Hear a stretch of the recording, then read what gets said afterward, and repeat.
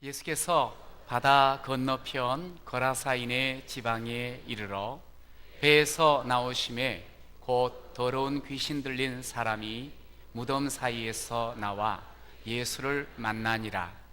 그 사람은 무덤 사이에 거처하는데 이제는 아무도 그를 쇠사슬로도 맬 수 없게 되었으니, 이는 여러 번 호랑과 쇠사슬에 매였어도 쇠사슬을 끊고 호랑을 깨뜨렸음이로라. 그리하여 아무도 그를 제어할 힘이 없는지라. 밤낮 무덤 사이에서나 산에서나 늘 소리 지르며 돌로 자기의 몸을 해치고 있었더라. 그가 멀리서 예수를 보고 달려와 절하며 큰 소리로 부르짖어 이르되, 지극히 높으신 하나님의 아들 예수여, 나와 당신이 무슨 상관이 있나이까? 원하건대 하나님 앞에 맹세하고 나를 괴롭히지 마옵소서 하니, 이는 예수께서 이미 그에게 이르시기를 더러운 귀신아 그 사람에게서 나오라 하셨습니다. 아멘. 오늘 국경일인 거 아시죠? 네. 오늘 주일날 겹쳐서 그런데, 그리고 또 이 제헌절은 쉬지 않는 국경일입니다. 그런데 참 이 제헌절을 우리가 맞으면서 참 대한민국의 이 대한민국은 민주공화국이다. 헌법 1장 1조 내용이잖아요. 그리고 대한민국은 주권이 국민에게 있고 또 모든 권력은 국민으로부터 나온다. 1조 2항, 그러니까 1장 1조 1항 2항을 지금 이야기를 한 거예요. 그렇게 참 이 나라가 세워지고 또 지금까지 왔는데, 참 그래도 어렵고 힘든 그런 과정들은 있었지만 참 하나님의 은혜로 이렇게 좋은 나라로 서가는 줄로 믿습니다. 1948년 7월 17일 날 제헌 이 헌법이 공포가 되어지고, 그러면서 이 나라를 좀 이렇게 기억하면서 우리 헌법을 조금 더 잘 준수하자, 그런 의미를 담았다 그래요. 공휴일을 정한 건. 그러면서 동시에 조선 왕조가 개국한 날이 바로 7월 17일이랍니다. 그래서 어떤 이 나라가 연속적으로 이렇게 세워져 가고 있음을 이야기를 해요. 우리가 법을 함부로 한다든가 또 위에서 있는 그런 사람이 아니고 또 법을 잘 준행하면서 그러면서 더 좋은 나라를 함께 이루어 나가기를 바랍니다. 그런 마음으로 우리 더 좋은 나라 이룹시다 하는 마음 가지고 서로를 바라보시면서 사랑합니다, 축복합니다. 시작. 사랑합니다, 축복합니다. 서로 사이가 좋아야지 더 좋은 나라 만들 수가 있어요. 네. 아이들한테 이렇게 전화를 하게 되면 엄마가 꼭 묻는 게 있습니다. 야, 너 지금 어디야? 어디니?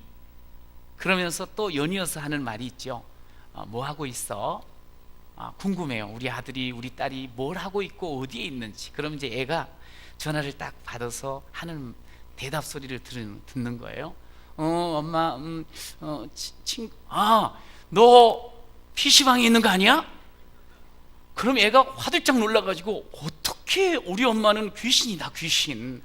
어떻게 벌써 이렇게 알고. 그러면서 딱 말하죠. 너 지금 얼마 동안 거기 있었던 거야? 그럼 애는 꼭 그렇게 이야기합니다. 조금 전에 들어왔어. 금방 나갈 거야. 친구 때문에, 친구가 꼭 하자 그래서. 그래요. 그러면 막 호통을 치고 그래요. 그런데 또 이렇게 물어봐요. 아들아, 지금 어디지? 엄마 몰라? 지금 학원에서 지금 막 수학 공부 끝내고 있는 거야. 얼마나 떳떳하고 당당한지. 애가 목소리가 확 달라져요. 그리고 또 이제 예를 들어서 토요일 같은 날 우리 중등부 아이들 어디로 튈지 모르잖아요. 그래서 아들, 지금 어디 있는 거야? 엄마, 지금 예배당에서, 교회에서 지금 내일 찬양 준비하고 있어. 애가 또릿또릿하게 그때는 또 그렇게 이야기를 해요. 그래? 아이고, 우리 아들 정말 하나님께서 사랑하시겠다. 너 하나님이 너무너무 사랑하는 거 알지? 넌 앞으로 훌륭한 인물이 될 거야. 할렐루야. 이렇게 이야기해야지 정상인 거예요. 야, 아직도 교회야? 또 교회 가는 거야? 그러지 마세요. 네, 자꾸 주 앞에서 이렇게 함께 은혜를 누리는 게 얼마나 좋은지 몰라요. 네 어디가 있니? 부모는 자식들한테 늘 묻고 싶고 확인하고 싶어 해요. 그런데 하나님께서도 똑같아요. 우리를 향해서 너 지금 어디에 있지? 너 그 자리에서 지금 뭔 생각, 뭔 일을 하고 있는 거니? 제가 고등학교 이제 들어가서 제2외국어를 도고를 했는데요. 도고를 하는데 첫 시간 아니면 둘째 시간 정도 그랬던 것 같아요. 우리 도고 선생님이 아주 그냥 점잖고 멋지고 아담하시면서 목소리가 저음이었어요. 그런데 뭘 이야기를 하는 거 아니? 보, 비스트, 두, 아담 이렇게 이야기해요. 지금보다 제 목소리가 훨씬 더 멋진 목소리로. 제가 그래서 이야, 이거 막 이제 배우기 시작하는데 문장을 하나 딱 가르쳐 주는데 그게 어떤 내용인고 하니 이게 창세기에 하나님께서 아담에게 아담아 너 어디 있느냐 하는 말이라는 거예요. 근데 그 문장이 짧으면서 너무너무 매력적이더라고요. 그래서 이야, 저렇게 멋지게. 그래서 제가 자주 보 비스트 두 아담 너 어디 있지? 이 묵직한 질문을 자꾸 생각을 하게 되었어요. 사실 우리 하나님께서는 저희들에게 항상 귀사가 너 지금 어디니? 무엇하지? 너 지금 어떤 생각하며 살지? 어떻게 살아가는 거지? 하고 우리에게 항상 이렇게 묻습니다. 저는 오늘 이 시간 하나님께서 사랑하는 내 아들아 딸아 너 지금 어디니? 하고 물을 때 여러분들은 늘 제가 주님 앞이잖아요.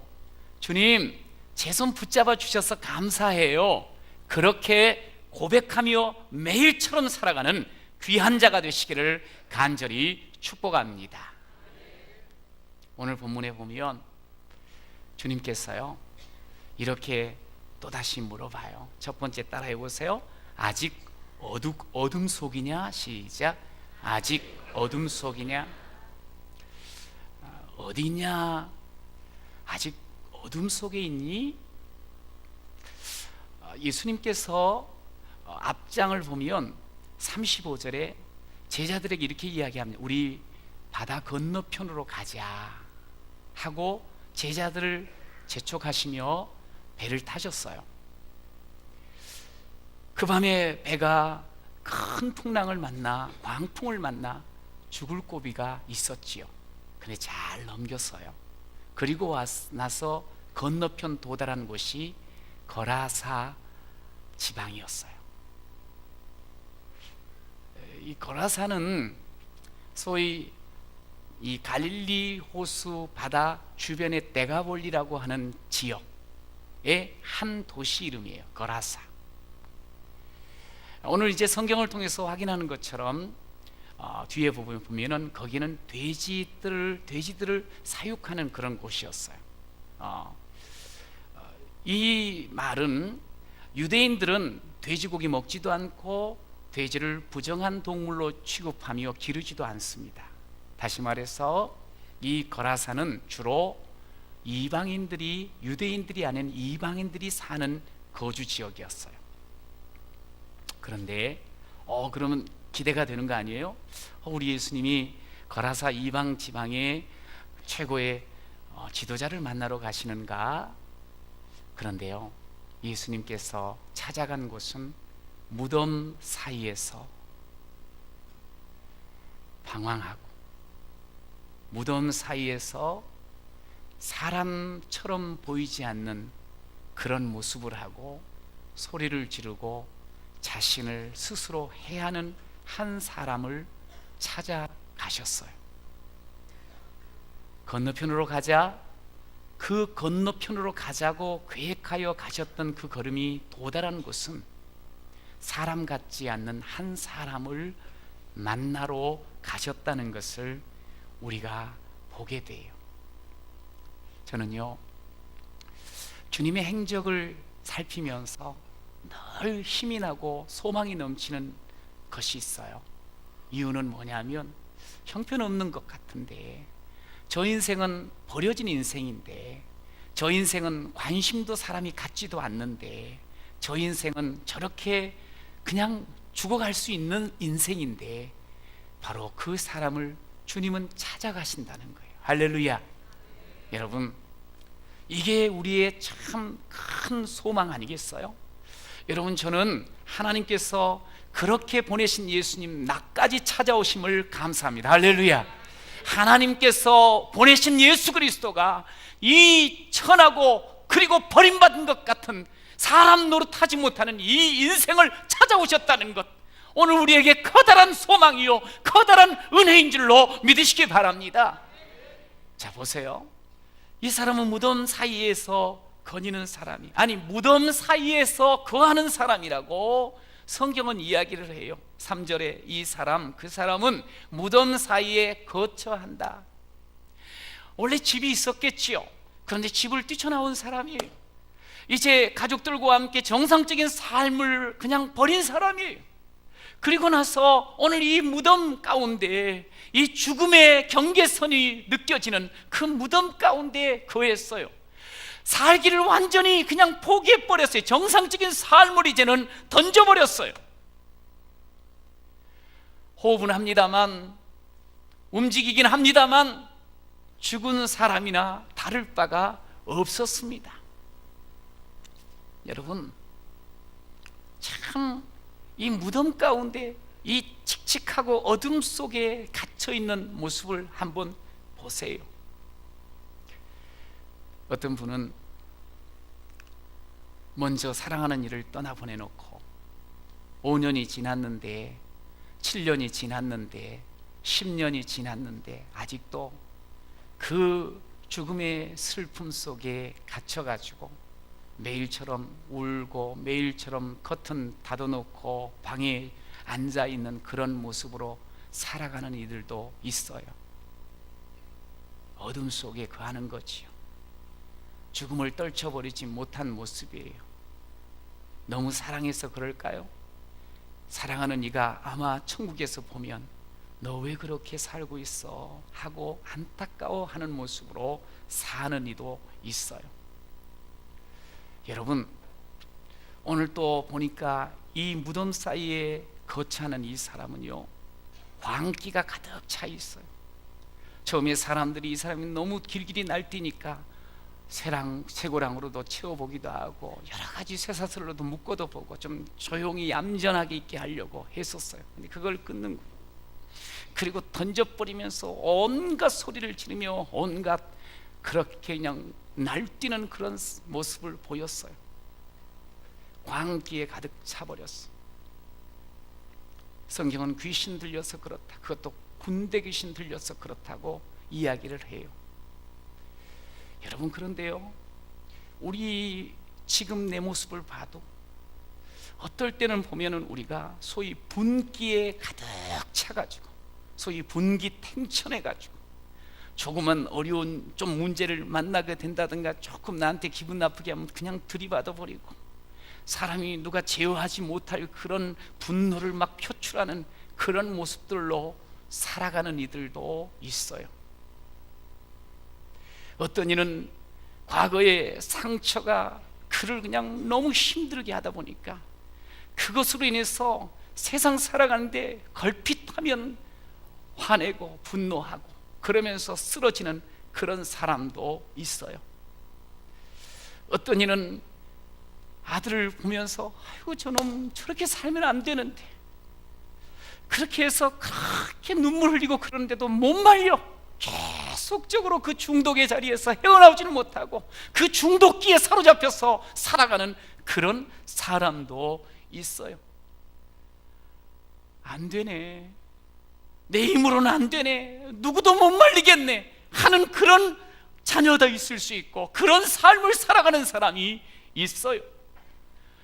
뭔가 강력하게 사로잡혀가지고 거기에서 그냥 모든 자신의 그 삶을 막 안 좋게 불태워버리는 그런 모습을 가지고 살아가는 사람 있다 이거지.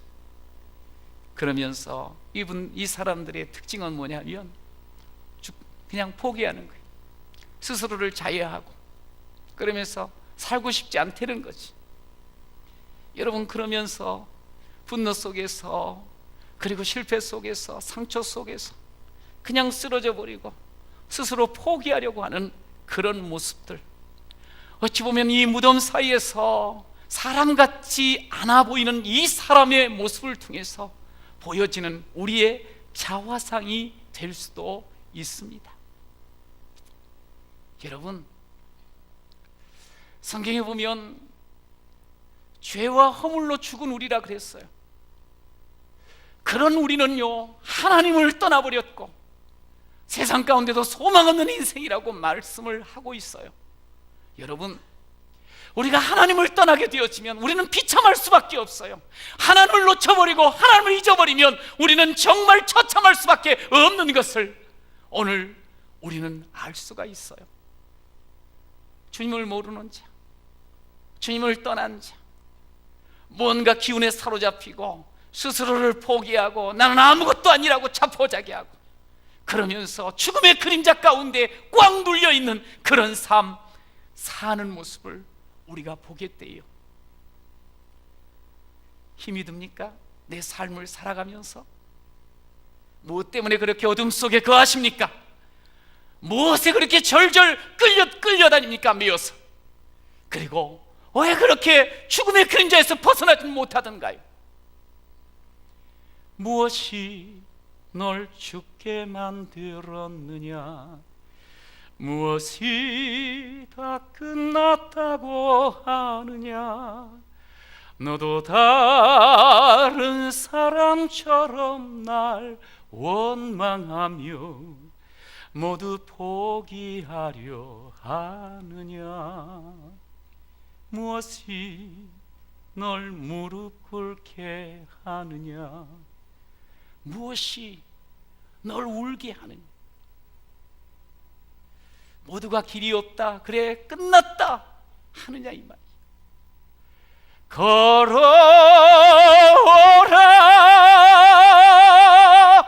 걸어오라, 어찌하여 나에게 죽는다 말하고 그대로 있느냐 이 말이야. 왜 두려워하며 그 자리에 있느냐는 거예요. 오늘 주님께서는 우리를 향하여 찾아오셔서 말씀합니다. 걸어오라는 거예요. 거기에 머물러 있지 말라는 거예요. 그 죽음의 그림자 어둠 속에 갇혀 있지 말고, 실패와 좌절로 인해서 스스로를 자학하지 말고, 뭔가에 사로잡혀 세상 가운데 그냥 그 분기로 그 기운으로 살지 말고 내게로 오라, 나오라, 걸어오라 말씀하시는 분, 바로 예수님이 오늘 우리를 찾아오신 줄로 믿습니다. 왜 무덤 사이에서 아직도 서성이냐? 나와, 나오라. 나는 너를 그곳에서 신음하며 포기하려고 하는 자로 창조하지 않았단다. 자해하며 살라고 내가 너를 만들지 않았어. 실패와 상처에 매여 살라고 내가 너를 짓지 않았어. 나와, 나와.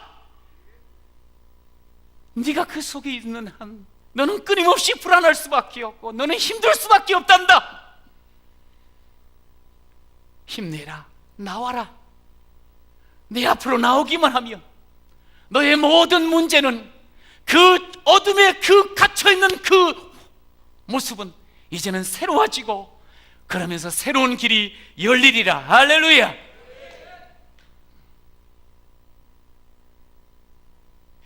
내가 기준이지, 내 경험이 다지. 어떤 이는 자기에 완전히 사로잡혀가지고 사는 사람이 있어요. 자기 기분 나쁘면 모두가 다 기분 나쁘고, 자기가 한 것만 생각하며 그렇게 모든 것을 판단하려고 하는 그런 사람도 있어요. 얘야, 네 속에서 나와라. 내 앞으로 나오라. 오늘 주님께서 그렇게 우리에게 찾아오셔서 말씀하시는 줄로 믿습니다. 따라하십시오. 빛으로 나오겠습니다. 시작. 어둠 속에 거하지 마라. 무덤 사이에만 머무러 있지 말아라. 나와라, 생명의 길로. 그리고 빛으로 나오라고 주님 말씀하셨어요.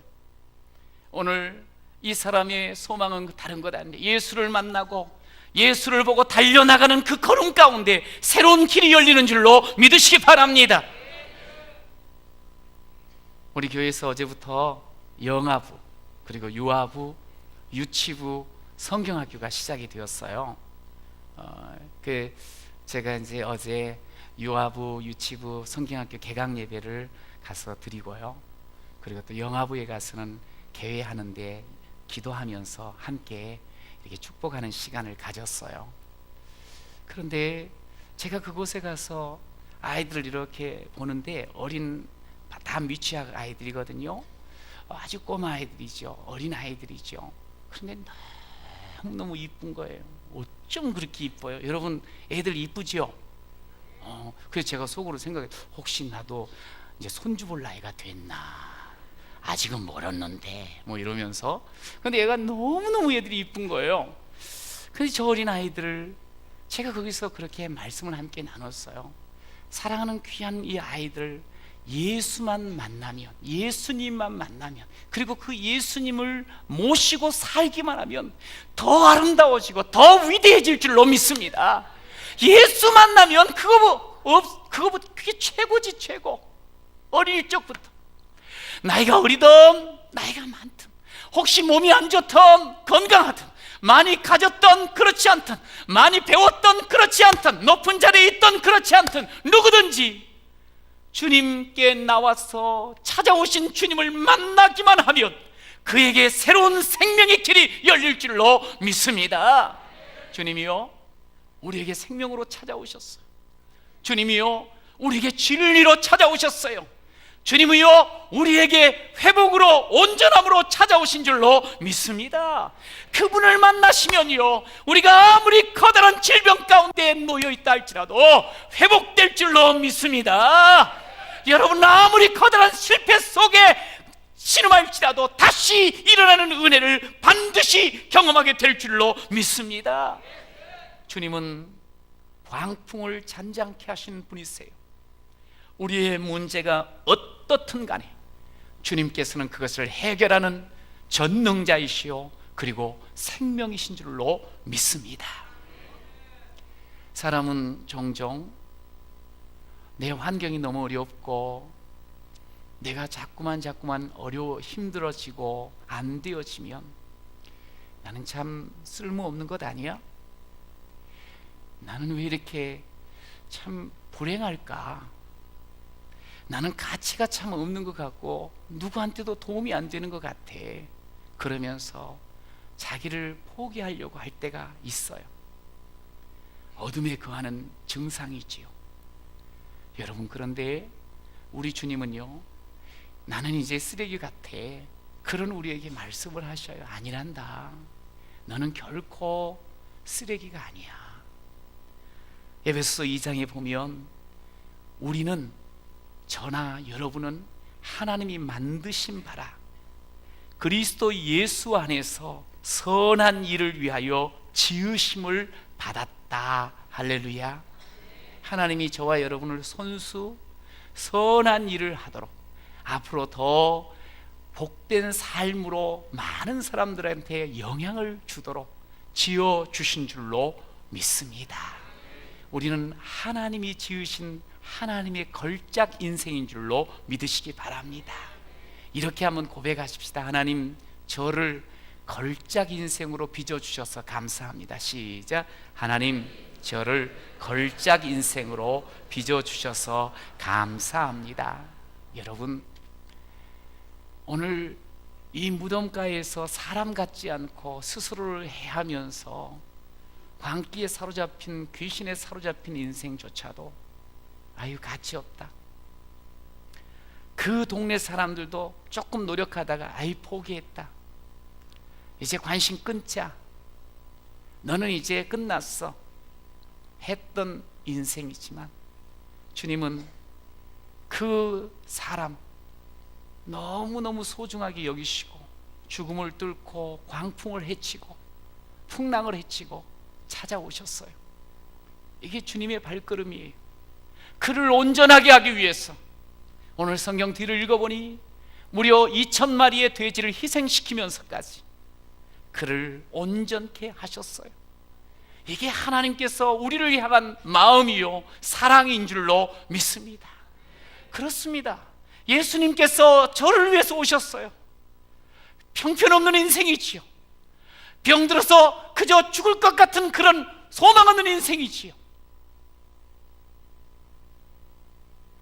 그렇지만 주님이 저에게 찾아오셔서 친히 십자가를 지시고 말씀하시는 거예요. 얘야, 내가 너 사랑한다. 너는 예수짜리란다. 한번 따라해 보세요. 나는 예수짜리입니다. 시작.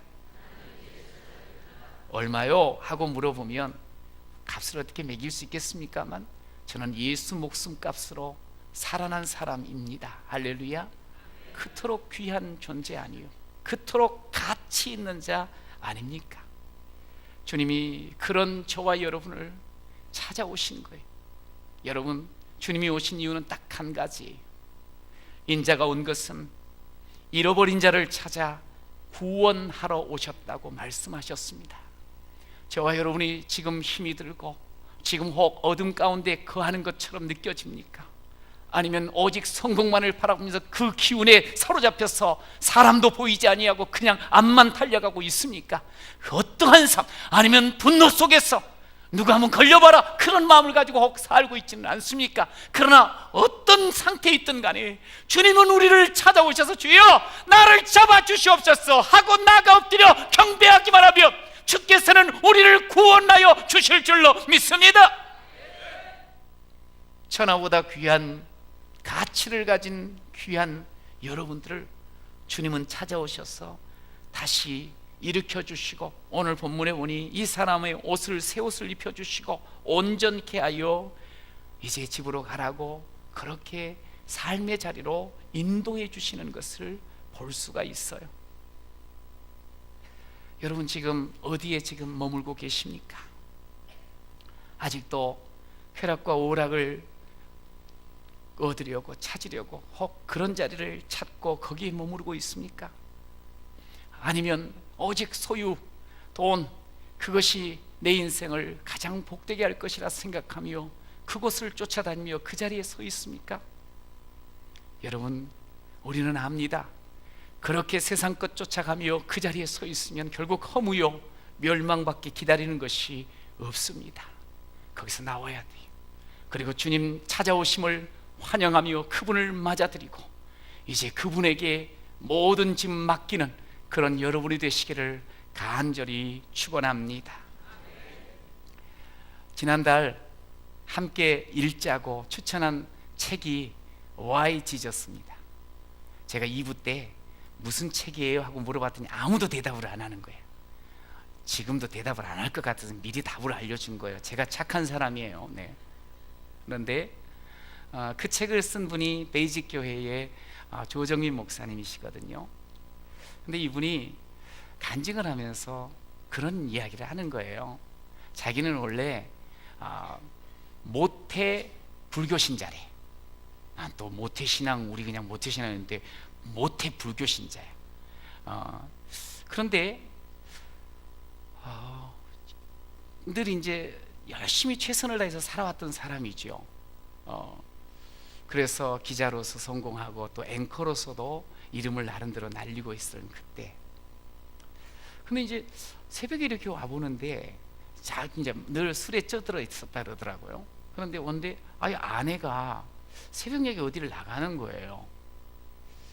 저 여자가 어디를 가나. 물론 교회 가는 건 알지, 모태 신앙이니까.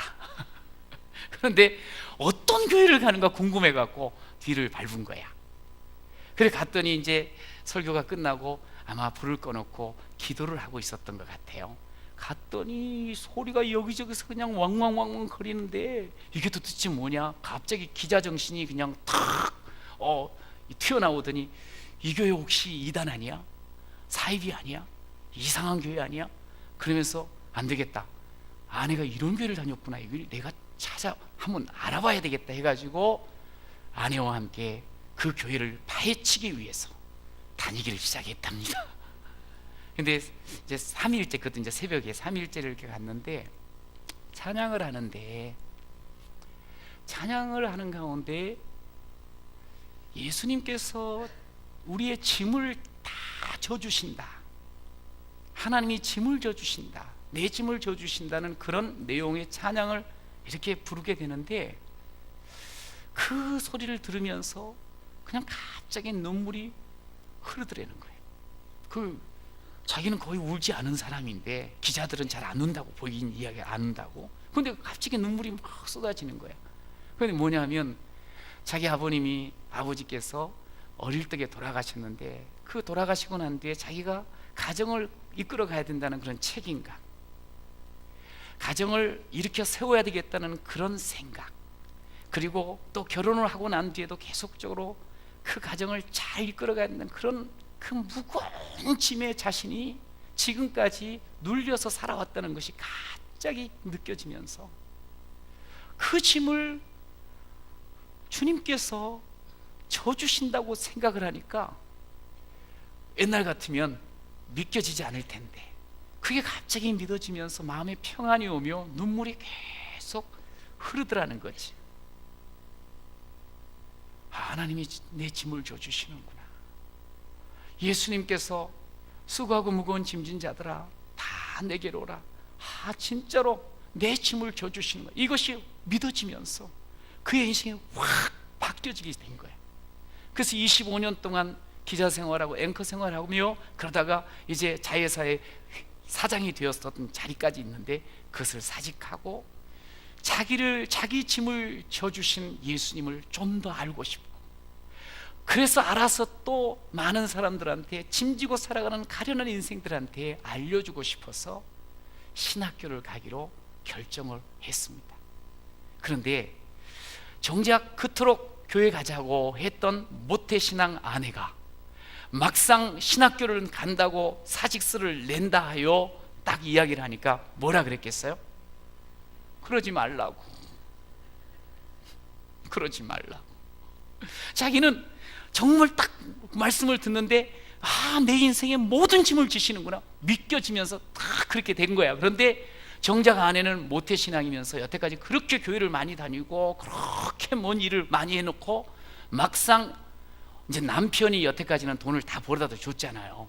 근데 돈을 안 벌어다 줄 거지, 그 다음에 애는 아직 들어갈 것 많지, 그러니까 겁이 나갖고 하지 말라고 그랬대요. 그래서 아내가 엉터리로구나. 참, 교회를 30년 다니고 모태로부터 다녀도 저렇게 믿음이 없는 사람도 있구나.